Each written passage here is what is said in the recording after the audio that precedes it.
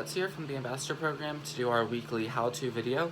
Today I'm going to be talking about something that people don't talk about that much in the major necessarily, but I think is really important, and that's how to really own and get the most out of your playtesting sessions.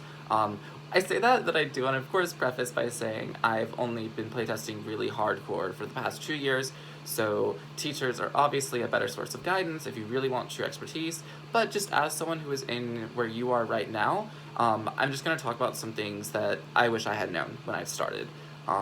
So yeah, the first thing that I really want to get into is enter playtestings with an outline.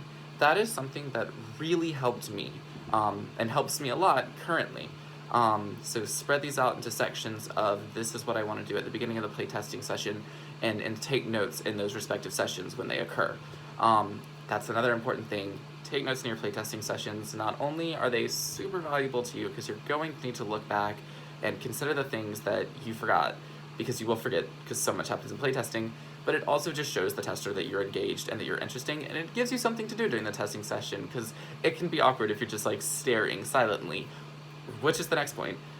Don't talk in your playtesting. Teachers will tell you this, I'm sure you've heard it and you're sick of it, but like really, the less you talk, the better the information will be. And honestly, one thing I found really interesting is that after doing so many playtestings, I really was like, when there was like an awkward silence that I normally would have been like, no, I'm gonna talk, I would just be silent. And it's so interesting how once you establish that precedence, testers will just keep talking. And usually when you leave them to their own devices to talk more, that's where the good stuff is. That's really where the information you want is. And the outline helps a lot with that for me, because I write down in my outline, first section, no commentary. And while I'm in that section, I'm just not talking. And then I, at some point, make the decision to then turn it over to the open sort of dialogue between.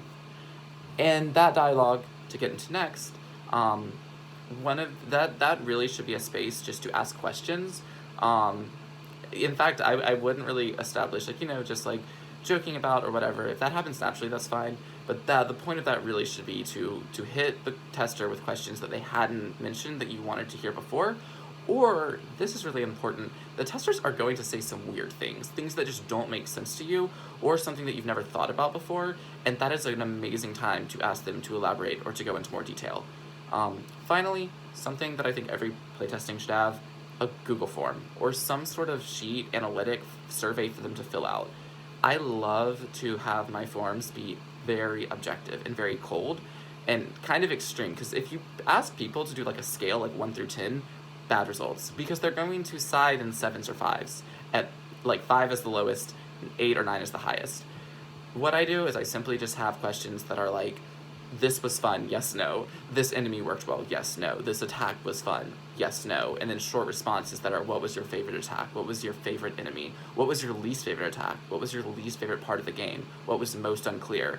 Because that is golden information. After playtesting, you're going to want to cut things, refurbish things, change things, or own things that are working. And those extreme scales are really great. About 3 minutes, 30 seconds in, so I think this is a good point to cut it off. Thank you for listening in. I know I kind of talked about a lot, but there's just a lot in playtesting, and you'll also find your own rhythm and things that you like. And if there are things that I haven't mentioned that you like, please leave a comment below. I guess it's Instagram. Sorry, that got really YouTubery. But I would love to talk more about it and also see what other people think or do.